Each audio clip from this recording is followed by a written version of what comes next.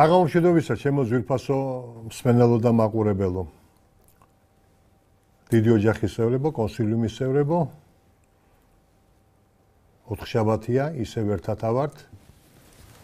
სასაუბროს რა გამოგვილევს, ზოგჯერ მტკივნეულ თემებზე ვლაპარაკობ, ზოგჯერ ფილოსოფიურ თემებზე ვსაუბრობ, ზოგჯერ ერთმანეთს ვეხიდებით, ურჩევთ ერთმანეთს და ამიტომ ვართ ერთად, რომ ჯერ არ მოგვეძლებია ერთმანეთი. დღეს ცოტა განსხვავებული თემა გვექნება.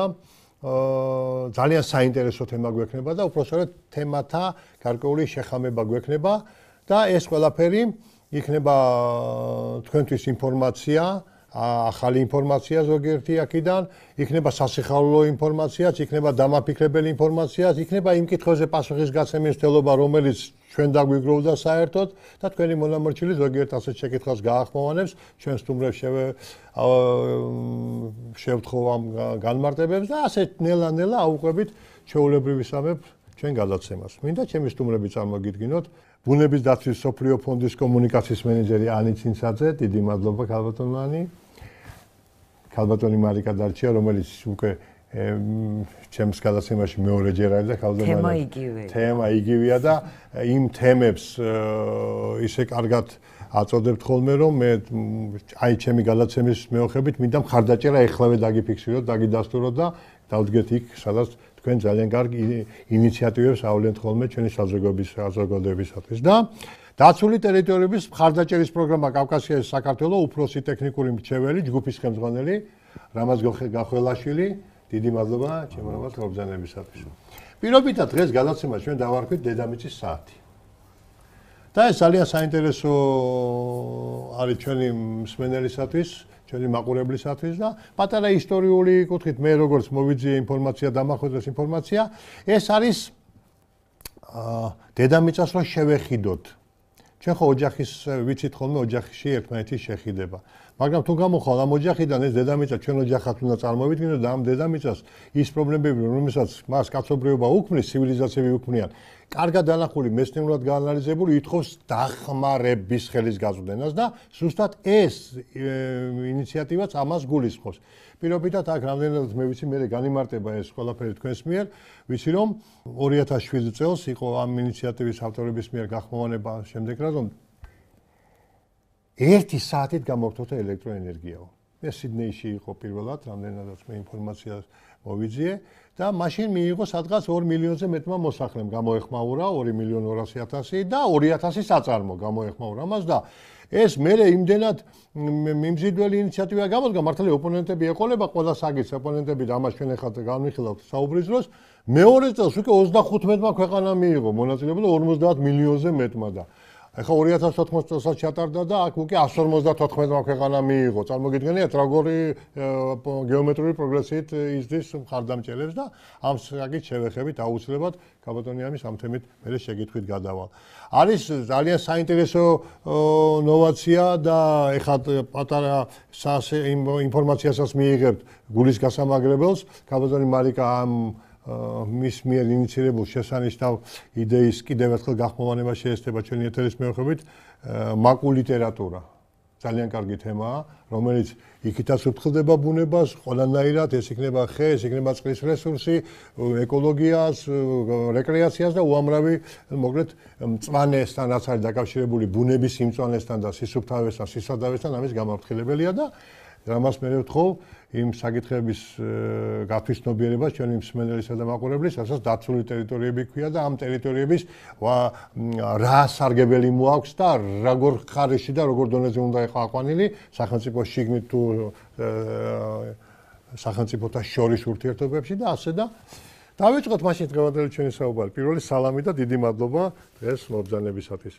ანი ქალბატონანი, აბა მინდა რომ ვიცი რომ გასულ წელს ეს მგვალბახში მოეწყო მისი მანიფესტაცია და თეორია სიტყვით მოგვიყევით, ეხლა უკვე შინაარსობრივი დატვირთვა ამ საკმაოდ დიდი საინტერესო აქციის.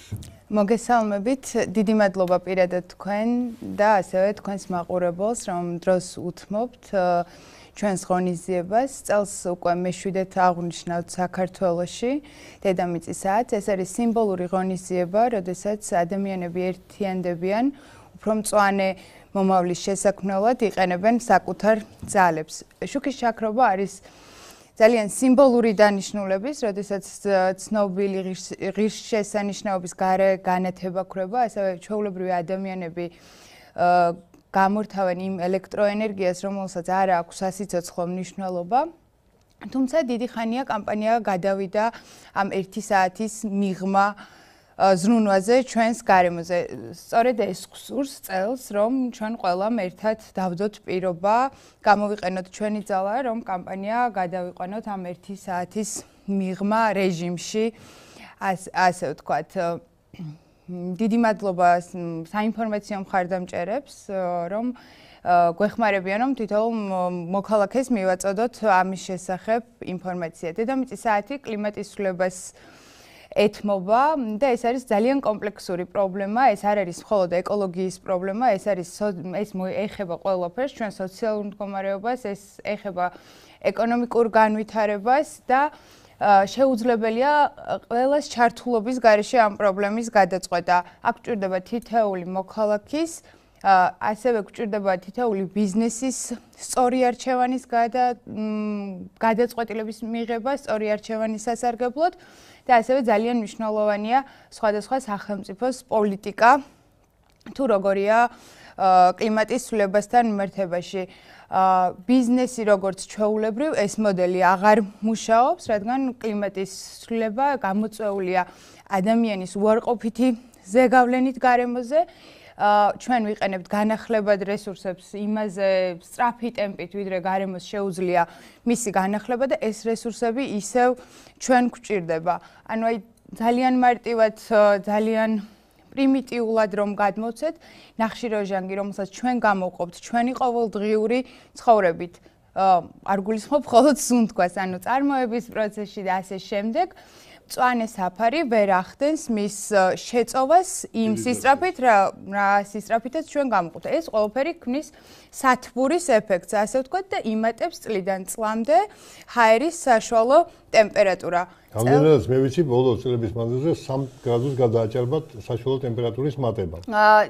დიახ, მე-20 საუკუნის, ანუ რაც აღრიცხვა მიმდინარეობს, წელს იყო ყველაზე ცხელი წელი, ყველაზე ცხელი ზაფხული, რაც თითქმის 2 გრადუსზე ცოტათი მეტია, ვიდრე ანუ საშუალო მატება და ეს თითქოს არ გვესმის ისე კრიტიკულად, მაგრამ ეს ადამიანებისთვისაც, ბიომრავალფეროვნებისთვისაც არის კრიტიკული ზღვარი. ანუ ტემპი თუ რა სისწრაფით მოხდება ეს გლობალური დათბობა. დიდი მადლობა. მე ქალბატონ მარიკა, სანამდე ჩვენ გადაცემას დავიწყებდით, ჩვენ ძველი მეგობრები ვართ, ძალიან ახლო მეგობრები და ამ თემაზე რომ გაეცნო ამ თემას, თქვა ეს შესანიშნავი წამოწყება, მხარდასაჭერიდია, მაგრამ ჩვენ მეცნიერება ესე ის ოპონირების რეჟიმში უყარს მეცნიერებას საერთოდ ეს საერთოდ ნებისმიერ ნაბიჯი ოპონირების რეჟიმში გადადგმული უფრო დაცულია.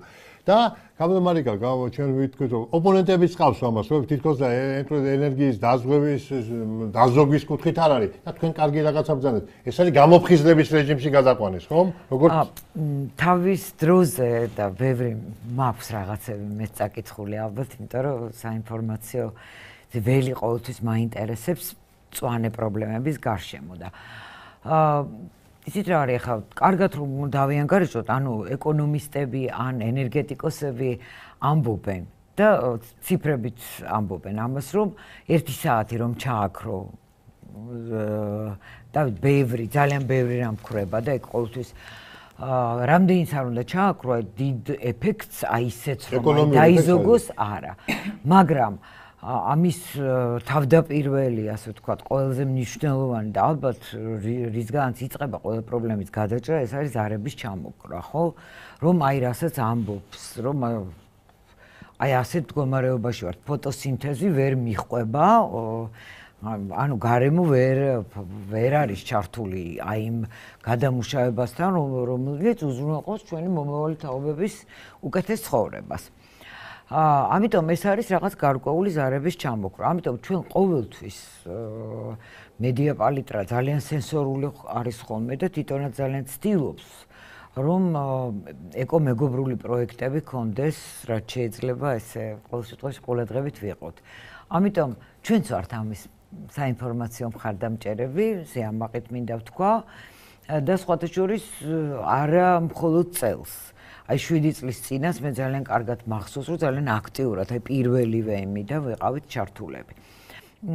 მგონია რომ როგორც არ უნდა სკეპტიკურად შევხედოთ ამას და ძალიან ბევრია და სკეპტიკოსებს და მით უმეტეს ტექნოკრატებს რა მოთვლის ცხოვრება ასე მიდის და ნუ რას ვიზამთ ახლა გვჭირდება ესეც, მაგრამ მაგითი ალბათ მნიშვნელოვანი ჩვენთვის მომავალი რომ მდგრადი უნდა იყოს ეს ყველაფერი, ანუ აი ეს ტექნოკრატიული აზროვნება რომელიც განაპირობებს ან უზრუნველყოფს ნუ ეგ სახლების მშენებლობას, ჩვენს კვებას თუ აი რა ვიცი ხა უზრუნველყოფს ყოფას, ხომ?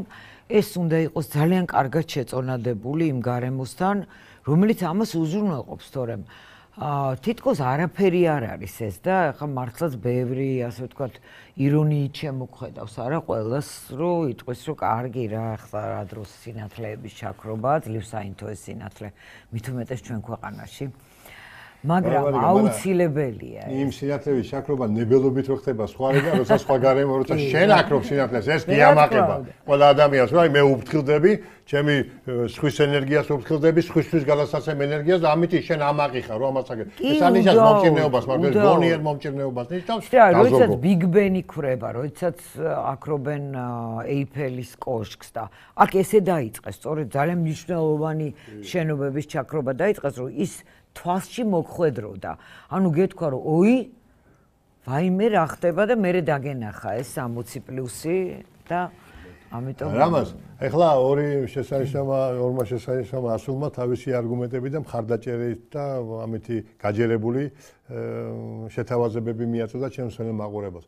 მე მინდა კიდევ ერთხელ შეგახსენოთ ჩემო ძვირფასებო, რომ 28 მარტს 20 საათი და 30 წუთიდან 21 საათსა და 30 წუთამდე ჩვენ ყველანი, ეხლა აი ჩვენ ვაკეთებთ ამის განაცხადს და შემოთავაზებას და ხელს გიწვდით ამ თემაში მონაწილეობის მისაღებად 1 საათით გამოვთოთ ელექტროენერგია. და ერთი რამეც მოხდება. საინფორმაციო ველი, რომელიც ჩვენ ძალიან გვგუნავს ბოლო ხანს, იქიდანაც დავისვენებთ 1 საათი, ხო? მარტო თვალი დაისვენებს, რაღაც სხვა გარემოში გადავალთ და მე ვფიქრობ, რომ ეს 1 საათი ღირს იმისი თემისათვის, რომ ერთმანეთს შევეხიდოთ გამოფხიზლებაში, ზარის ჩამოკრაში, სწორად და რამაზიც მინდა ვკითხო, ამას ასე თემას ეთანხმება, იზიარებს. რა თქმა უნდა, დიდი მადლობა პირველ რიგში მოწვევისთვის და მივესალმები თქვენს მაყურებელს. დავუბრუნდები კლიმატის ცვლილების თემატიკას, ეს მართლაც ძალიან მნიშვნელოვანი საკითხია და თავარი პრობლემა ჩემი აზრით რაც არის, რომ ადამიანებს ჩვენ ზოგადად ბოლომდე არ გვაქვს გაცნობიერებული რა პრობლემის წინაშე ვდგავართ. და უკვე ითქვა აქ, რომ რეალურად დედამიწას უზარმაზარი ზიანი მივაყენეთ ეს ინდუსტრიული განვითარების შემდგომ, განსაკუთრებით მე-19 საუკუნიდან დაწყებული, ბევრი რამ შევცვალეთ და მოგეხსენებათ სამყაროში და მათ შორის დედამიწაზეც ყველაფერი ბალანსზე არის დამოკიდებული, გარკვეულ წონასწორობაზე არის და ჩვენ შევძელით ამ წონასწორობის დარღვევა, ასე ვთქვათ, სწორედ აი ამ ინდუსტრიის განვითარების ხარჯზე და ეკონომიკების განვითარების ხარჯზე, რაც ერთი მხრივ რა თქმა უნდა ადამიანისთვის კარგია, ქვეყნები რომ დიდდება კარგია, მაგრამ აი წონასწორობის დარღვევას შეუძლია ძალიან ბევრი უარყოფითი შედეგის მოტანა, რაც ბოლომდე ჯერ კიდევ არ ვიცით. მეცნიერები ბოლომდე ვერ ხსნიან რა პროგნოზები შეიძლება იყოს. და რა თქმა უნდა წონასწორობის დარღვევაზე როცა ვლაპარაკობთ, პირველ რიგში ლაპარაკი არის ეს რაც ანიმ ისაუბრა ატმოსფეროში ნახშირორზანგისა და ჟანგბადის კონცენტრაციების ცვლაზე. სწორედ ეს იწვევს შემდეგ კლიმატის ცვლილებას, მაგრამ სკეპტიკოსები არსებობენ მათ შორის მეცნიერებს შორისაც და ამბობენ, რომ აი ეს ცვლილება გამოწვეულია შეიძლება არა ადამიანის მიერ, არამედ გარკვეული ბუნებრივი პროცესების შედეგია, რომელიც ბუნებაში ხდებოდა დათბობაც, აციებაც დედამიწაზე, თქვათ იგივე გვახსოვს დინოზავრების გადაშენება, აი აციების გამო ხო და ზოგიერთი მათ შორის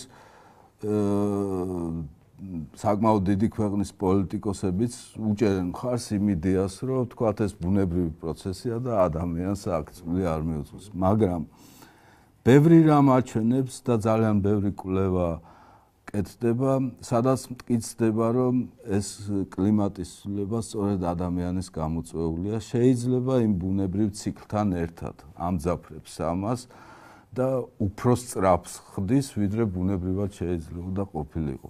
და ეს იწვევს მერე უამრავ პრობლემას, იგივე გახშირებული ბუნებრივი კატასტროფები, რომლის ასე ვთქვათ, ჩვენ ზურგზეც ვიწვნიეთ უკვე, საქართველოშიც უკვე გახშირდა, რომ აღარ ვთქვათ იგივე ის ცნობილი ქარიშხლები და ეს კატრინა და რა ვიცი უამრავი, უკვე ცუნამები კი ბატონო, ეს იმენ მე უფრო კიდე ჩავუღმავდები ერთ თემას, როგორც ექიმი ვიტყვი ასე რამეს. ატომური იარაღისა და ეხლა კი ამბობენ მშვიდობიანი ატომი, მაგრამ ყველა მშვიდობიანი ატომის უკან გარკვეული ზრახვები დევს და ეს ყველამ კარგად უწყის. მეცნიერები იგონებენ კარგ რამეს, უნდათ ეს კეთილშობილი ზრახვა, მაგრამ ყოველთვის მილიტარისტულ მხარეს გადაიხლება ხოლმე და ამ ატომური იარაღის მომზადების დროს გამოფრქვეულმა ვეებერთმა რადიაციამ საერთოდ დაგვითრგუნა იოდი. და იოდის ტოტალური დეფიციტია დედამიწის ზურგზე და მინდა აქვე აღვნიშნო, მაპატიეთ, მაგრამ უტრირებას ვაკეთებ, მე უწყლები ზუსტად იმ მილიტარისტებს არა მეცნიერებს, მაგრამ მილიტარისტებს, რომელიც აუგუღმართებენ კარგ გამოგონებებს, რომ იოდის ტოტალური დეფიციტის პირობებში მუსლად ყოფილი ნაყოფებს ემუქრება დიდი საფრთხე. ეხლა ვიტყვი ისეთ თემას, რომელიც არ შეგაჩინოთ, მაგრამ გამოფხიზდით. დედის ფარისებური ჯირკვლის უკმარისობის პირობებში მუსლად ყოფილ ნაყოფებს ემუქრებათ კრეტინიზმი. და მე ერთხელ ვთქვი, აი ეს არის იოდის დეფიციტი, ასე შეიძლება გამოვლინდეს და გონებრივი ჩამორჩენილობა და მე ის გამოვლინდება გარკვეულ ეტაპზე. ამიტომ კატეგორიულად ვამბობ, რომ ყველა ადამიანი იმ ბუნების ნაწილია, რომელიც ერთმანეთის გაფრთხილებისაგან მოუწოდებს. მე რო დღეს ეს გავაკეთე, ჩემი რაღაცა პრიორიტეტი დასამტკიცებლად, იმას ვავნე. ამიტომ კითხვა მაქვს ასეთი, სანამ მეორე თემას შემოვიყვანე, სასაუბროდ სამივესთან მაქვს. როგორ მოიქცეს ადამიანი, როგორ მოიქცეს კეთილშობილი ზრახვების შეიარაღებული.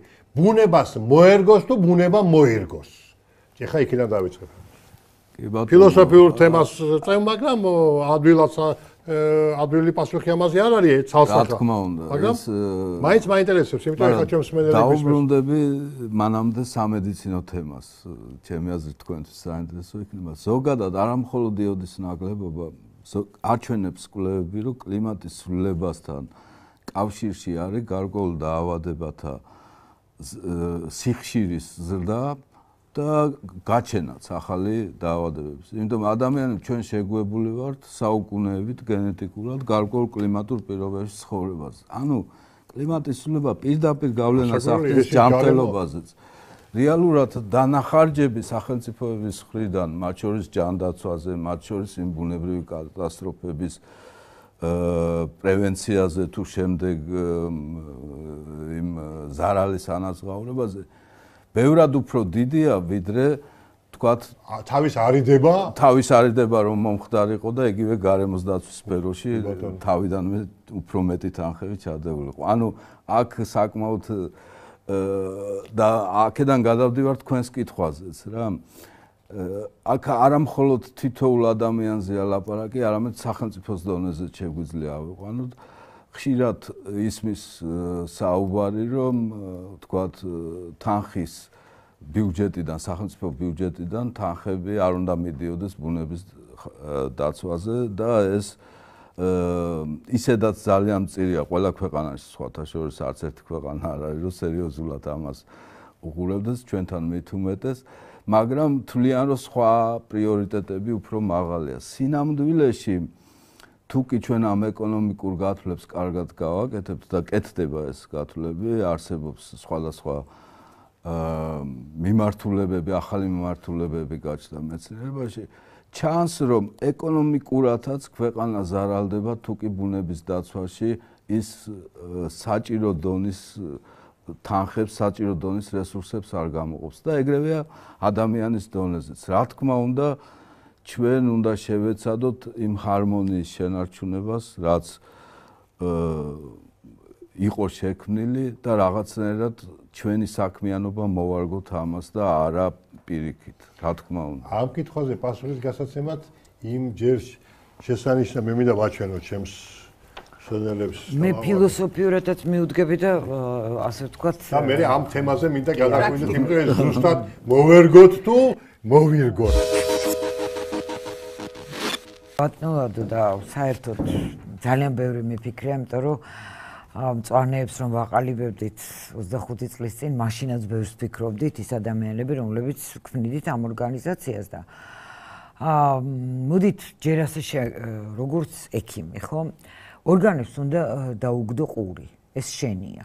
და თუ შენ შეგიძლია წარმოიდგინო, რომ აი ეს სამყარო ნაწილი ხარ და ეს შენი სამყაროა, მას თუ კარგად დაუგდებ ყურს და იქნები მართლა არა როგორც მფლობელი, არამედ როგორც მისი ნაწილი. მაშინ რა თქმა უნდა, სახსაც ააშენებ ნორმალურად, ისე რომ არ დაანგრიო და ყველაფერს ასე ვთქვათ, რაღაცა მართლაც არ შეცვალო წონასწორობის ეს რაღაცა სასწორზე არ დადო, ისე რომ ეს ვერასოდეს შემდეგ ვერ მოვიდეს წონასწორობაში, მე მგონია რომ ეს სწორედ იმაზეა ჩემის აზრით, რომ კარგად უნდა იცოდე, გიყვარდეს. შენის, აი როგორც გიყვარს შენი სახლი, ისე უნდა გიყვარდეს შენი ქვეყანა. და ჩემის აზრით, პლანეტაც ესე უნდა გიყვარდეს. ეს ჩემი კრედოა. ამიტომ, სხვათა შორის, როცა ძალიან კონკრეტულ პროექტს ვიწყებდით, იმას რომ გვინდოდა რომ მეტი წიგნი წაიკითხა და მედია პალიტრას ჰქონდა ასეთი პროექტი, 50 წიგნი, რომელიც უნდა წაიკითხო, სანამ ცოცხალი ხარ. ეს პროექტი ეხლა ძალიან ცოცხალია და მინდა რომ დიდხანს იყოს ცოცხალი, იმიტომ რომ ჩვენ წამოგვეზდება შვილები, შვილიშვილები და აი ამ პროექტის დროს რომელიც გამოკითხვები იყო. იქ გაჩნდა რომ უამრავი წიგნები გვაქვს. ეს წიგნები ავსებს ჩვენ თაროებს, არის მტვერის ბუდე, არის ნამდვილად. და იქ გაჩნდა რომ მოდი წონასწორობაში მოვიყვანოთ ეს ახალი წიგნებით, ლიტერატურით გამოვცვალოთ ის რაც უკვე აღარ არის საჭირო. ანუ მაკულატურა გავცვალოთ ლიტერატურაზე. და ძალიან დავიწყეთ ნელ-ნელა ამის კეთება, მაგრამ ეს პროექტი მიმდინარეობს უკვე 2 წელია. ანუ წერეთლის 116-ში, იმიტომ რომ იმდენჯერ მე ხშირად გამიმეორებ ამას, იმიტომ რომ უკვე გვირეკავენ, გვწერენ და იმდენჯერ პასუხობთ ამას. ბევრი რამე შევქმნით, მოკლედ. ერთად WWF ამჯერად ძალიან აქტიურად თანამშრომლობდით. არის პლაკატები, არის ლიფლეტები, ეს გავაკარით სკოლებში, დავარიგეთ და თან გადავწყვეტეთ ასეთი რამ, რომ ესე იგი წერეთლის 116-ში ყველას უკვე 2 წლის განმავლობაში შეუძლია მიიტანოს ლიტერატურა და გადაცვალოს ნერგებში, რომელიც შემდეგ გაძლევს საშუალებას, რომ ეს ნერგია, ფული.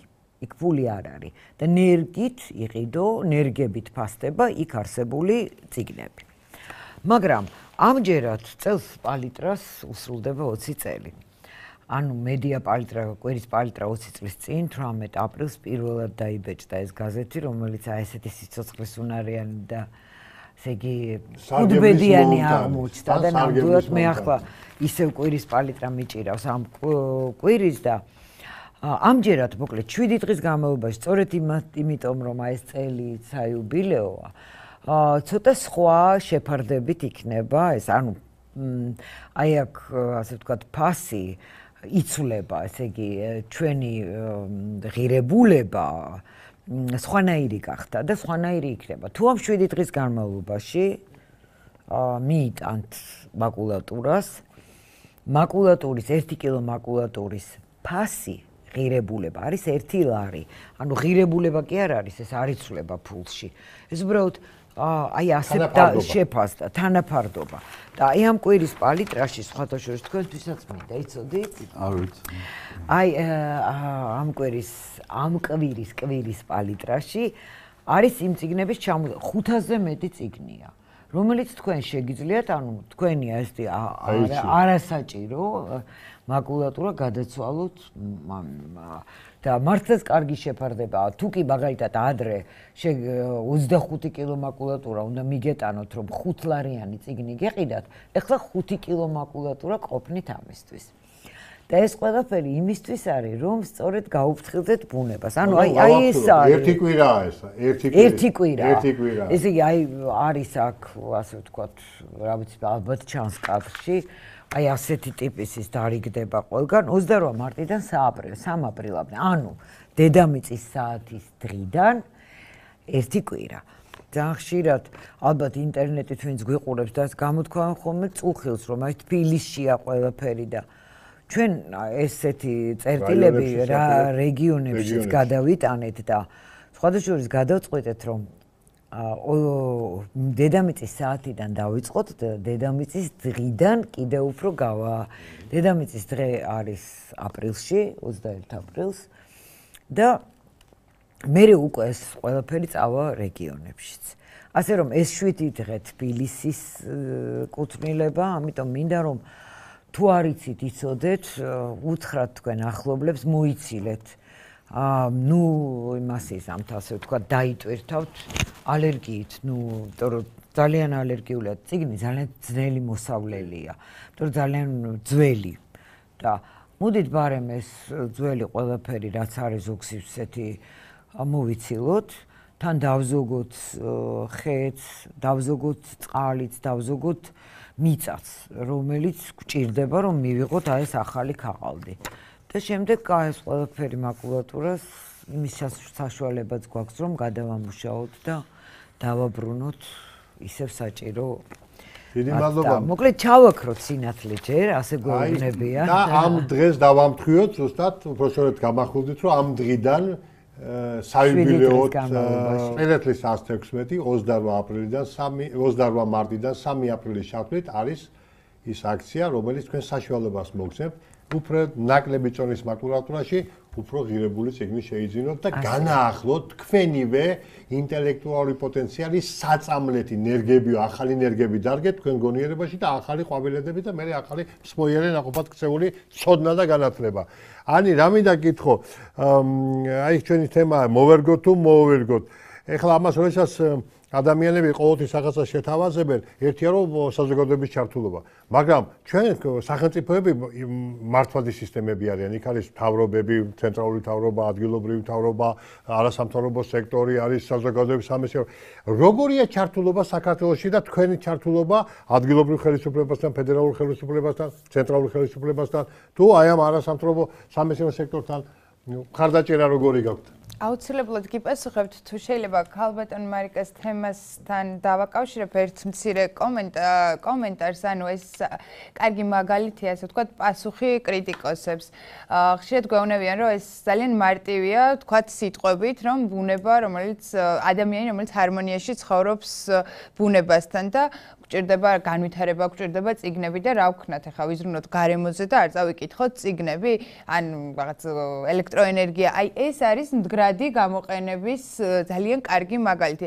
ანუ ინოვაციური კომპანიები იქნება, ინოვაციური აზროვნების ადამიანები თუ ასე შემდეგ, თუნდაც სახელმწიფოები უკვე ქმნიან კონკრეტულ ინსტრუმენტებს, რომ ეს არ დარჩეს, ასე ვთქვათ, ბლა-ბლა-ბლად და კონკრეტული განხორციელებული მაგალითები გქონდეს, როგორ შეიძლება ჩვენი რესურსები მდგრადად გამოვიყენოთ და შესანიშნავი მაგალითი მე არ ვიცი, ალბათ სხვაგანაც არის ეს აპრობირებული, მაგრამ ჩვენ სოციალურ-ეკონომიკურ სიტუაციაში განსაკუთრებით დროული იყო ეს მაკულატურის კამპანია და აქცია, რომ თან ეკოლოგიაზეც ვიზრუნოთ, თან ადამიანების განათლებაზეც ვიზრუნოთ და ეს ყველაფერი ერთი ქოლგის ქვეშ გავაკეთოთ.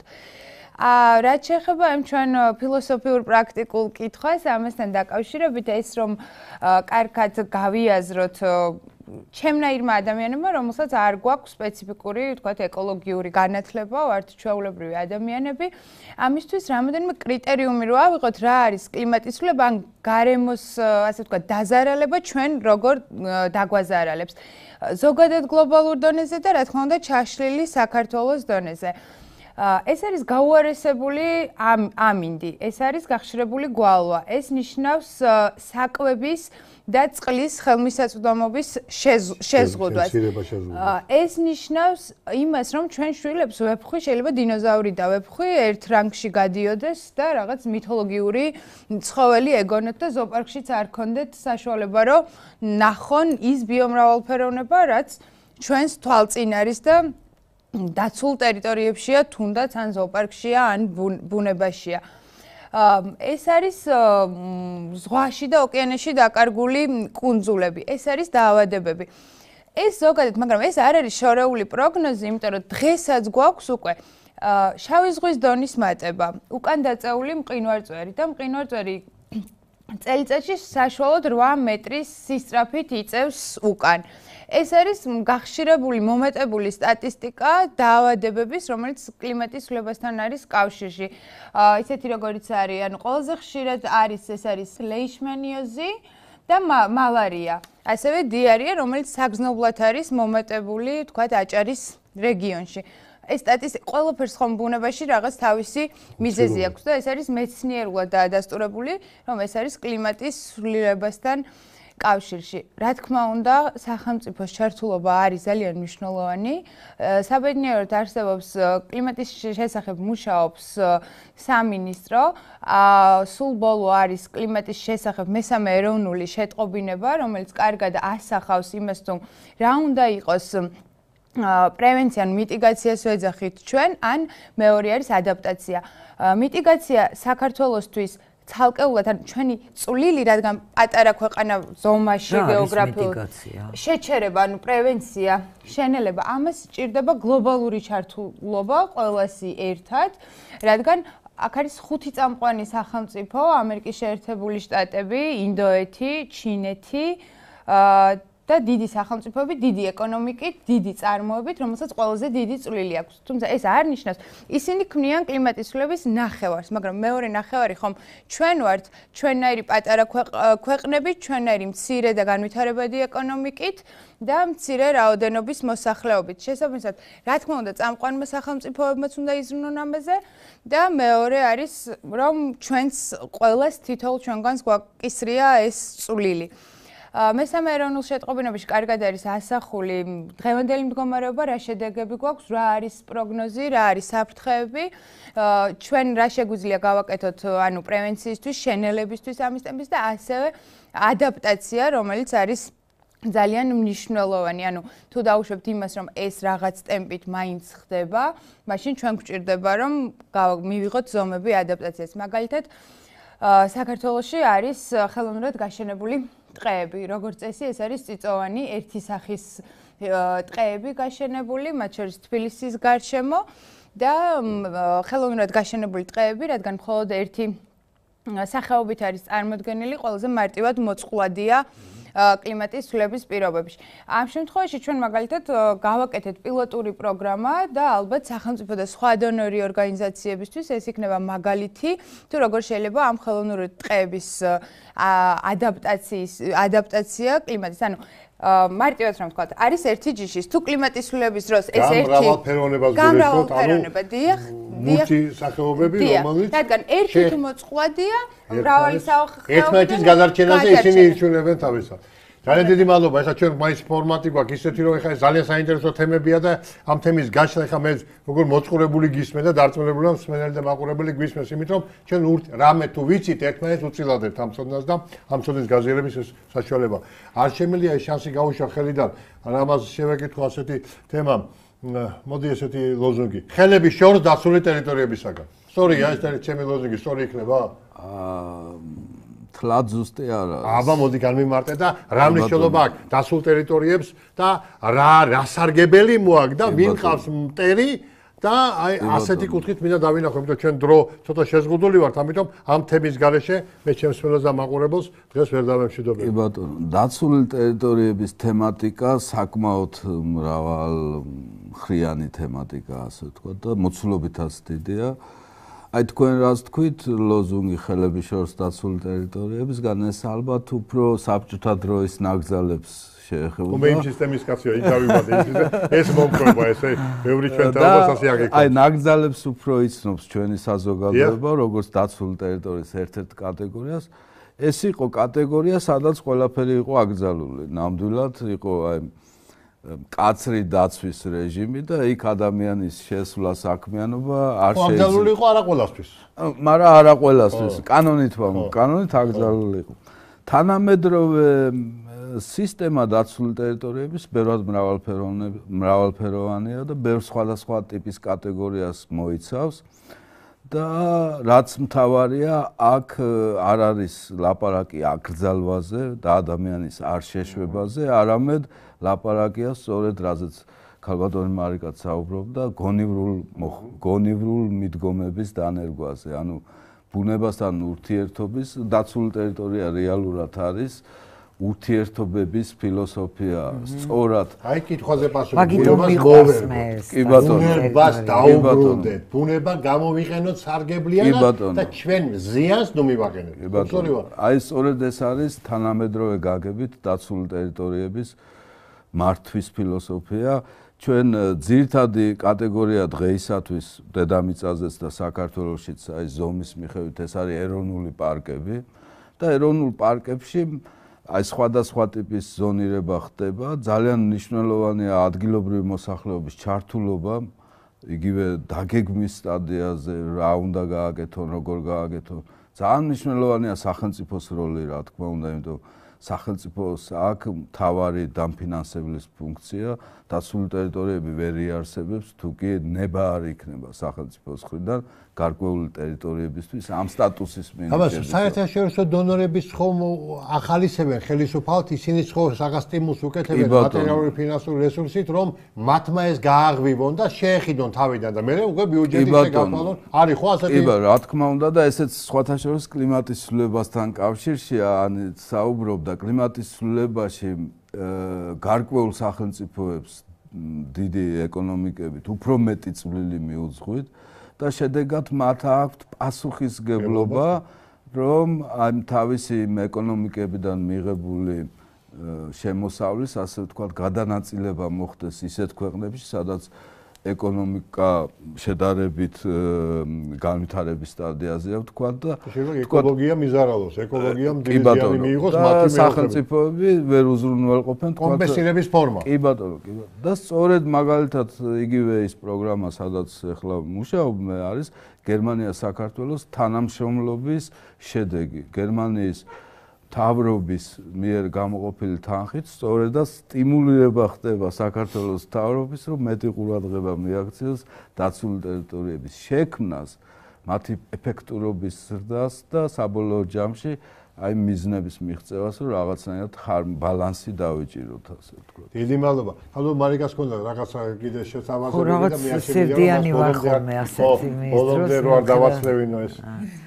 მე უბრალოდ რა მაინტერესებს, იცით, მიუხედავად იმისა, რომ როგორ ჩანს ეს ხუმრობაა, რომ როგორც თუ ხარ ეკოლოგისტი ან მწვანე ხარ გაერთიანებული ორგანიზაციაში თუ არა ხარ თუ ოდესღაც აქტივისტ რაღაცნაირად როგორ ჩანს არის და მადერდებს ერთი რამ, იმიტომ რომ ნუ სუსტი ეკონომიურად ჯერჯერობით სუსტი ქვეყანა ვართ. სუსტი ქვეყნები ყოველთვის რაღაც მიზეზს პოულობენ, რომ ჯერ უნდა გამოვყვებო ჯერ ადამიანებიც და საზოგადოებაც, იმიტომ რომ დღეს არ ვიცი რამაზის დამეთანხმება, დღეს გასილებით უფრო არამგზნობიარია საზოგადოება ამ საკითხებზე, როდესაც ელაპარაკები, ვიდრე 25 წლის წინ იყო.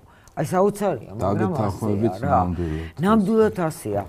და ამიტომ ამ შემთხვევაში რაღაცა ბევრი კონკრეტული ნაბიჯების გადადგმის, ასე ვთქვათ, მაგალითები მინდა. არ მინდა ხოლმე ეს ვიხმარო ეს რაღაც кейსები და რა უცნაური სიტყვა ეხმარა, რაღაც დამამძიმე რა იყო? მიტიგაცია. სასინელებაა ეს. ქართულად თქვი. ხო და ეს მიტიგაციები რომ არ გქონდეს და იდიომა არა აქვს შესაძლებელი არის თარგმნება? აუცილებლად გადაითარგმნება ეჭვ მაქვს ქართველებს ისეთი მარაგი გვაქვს ჩვენი. ამიტომ აი ესეთი კონკრეტული მაგალითები და კონკრეტული ამოცანები. იმიტომ რომ ისეთ აი მადარდებს ვიჯექით და ვისხედით და ვაპროტესტებდით რაღაცა რომ არ აშენებულიყო არაფერი და როგორღაც გადარჩენილიყო ეს პატარა მწვანე კუნძული რაც იყო მაგალითად ვაკის პარკი. მე არ ვიცი ხანდახან ჩემი ძალიან ახლობლები ძალიან სწორ კითხვას მისმენ ვინმე შეიტანა სარჩელი არა მე გაკეთდა აი ასეთი კონკრეტული მაგალითები, მაგიტომაც თქვი წერან რომ აი ეს დაცული ტერიტორიები კონკრეტული მაგალითებით რატი ჯაფარი და რაღაცნაირად კონკრეტულ მაგალითებად გვიყოფთ ამას რომ აი აქ შეგიძლიათ ბილიკია, აქ შეიძლება იმიტომ რომ მე ვთქვი რომ სიყვარული თუ არ იქნა, ფული აჯობებს ამ შემთხვევაში სიყვარულს. იმიტომ რომ სიყვარულის გაჩენას საკმაოდ დიდი შრომა უნდა, ან და კარგად გაგზარდონ ამისთვის, ან მერე უკვე ფული რაღაცნაირად ცვლის. ამიტომ მინდა რომ დაიწყებეთ რა ეს. აი ახლა მე ზუსტად ავიდე. მაგისადis რომ კიდევ ერთხელ ვაჩვენო. რომ არ დაგავიწყო. ჩემო ძვირფასო მსმენელო და მაყურებელო, ხო ხედავთ, აი როგორ გარბის დრო. ამ დროს ჩვენ ვერასოდეს ვერ დავაბრუნებთ, ასეთი ფორმით ვერ დავაბრუნებთ. თორე ჩვენ შევერწყით შემდეგ ამ დროს და ჩვენ დავრჩებით ამ დროში. დროსთან შეჭიდების ფორმა ნაშიერნაგრამის გაწვრთნა, ანუ შენი ნაფიქრალზე მე უკეთესის ფიქრის იდეა მივცეთ და იმ ნიადაგზე ახალი შთამომავალი, რომელიც ამას შეავსებს, გაამდიდრებს, ჩვენ ცოდნას გამოიყენებს, ნეშონპალასავით რომ ნერგებმა მერე კარგად ისაზდოონ და ასე უფრო მეტ ნახშირორჟანგს გადაამუშავებს. საერთოდ ბუნების ქმნილება უდიდესი ქმნილება ადამიანია და ადამიანი კიდე კონსტრუირდება პატარა უჯრედებისაგან. იმ უჯრედს ესეთი თვისება აქვს. მან რაც არ უნდა მოიხმაროს, თვითონ შეარჩევს იმ დოზას, ისი მოხმარება შეუძლია, მაგრამ აუცილებლად უტილიზაცია უნდა მოახდინოს და უნდა გამოყოს უჯრედმა. აუცილებლად თუ ის დარჩა ვერ მოერია და დარჩა უჯრედი ავადდება და ეს საერთო ღია კარიჭდება დაავადების შემოგზავნებისათვის, შემოსვლისათვის და მთელი ორგანიზმის დაავადებისათვის. გვახსოვდეს ვარ ჩვენ თითო უჯრედი იმ პლანეტის, რომელიც კარგად თქვა, ჩვენი დედამისის თითო უჯრედი ვარ და ჩვენ თვითონ ჩვენ თავში არ ზედმეტის მოხმარება არ გადავწყვიტოთ, უნისონში ვიყოთ ამ ბუნებასთან, ამ შესანიშნავ გარემოსთან და ჩვენით არ დავამძიმოთ. გადაცემათა ციკლი ქონდა მისული ნაგავს როგორ ყრიან, თუნდაც დაცულ ტერიტორიაზე იქნება თუ ჩვეულებრივ სადარბაზო იქნება თუ მანქანა რომელში შენზე ხარ თუ არა მნიშვნელობა არ აქვს. ყველგან ვეცადოთ რომ სული სისუფთავე გადავირჩინოთ შინაარსით და ფორმით ერთად. გახსოვდეთ რომ თქვენი ოჯახივით დაცული ტერიტორია არის ჩვენი ქვეყანა და ამ ქვეყანაში იმ დაცულ ტერიტორიებს მოვუაროთ, იმიტომ რომ იქ მერე ჩვენს მერე ჩვენი შთამომავალი გაივლის და ჩვენ მადლობას გვეთქვით ამ დაცული ტერიტორიების სწორად მოვლა პატრონობისათვის. კეთილი სურვილებით, გემშვიდობებით, იმედიანი ხვალინდელი დღით. კარგად გრძანდებოდეთ.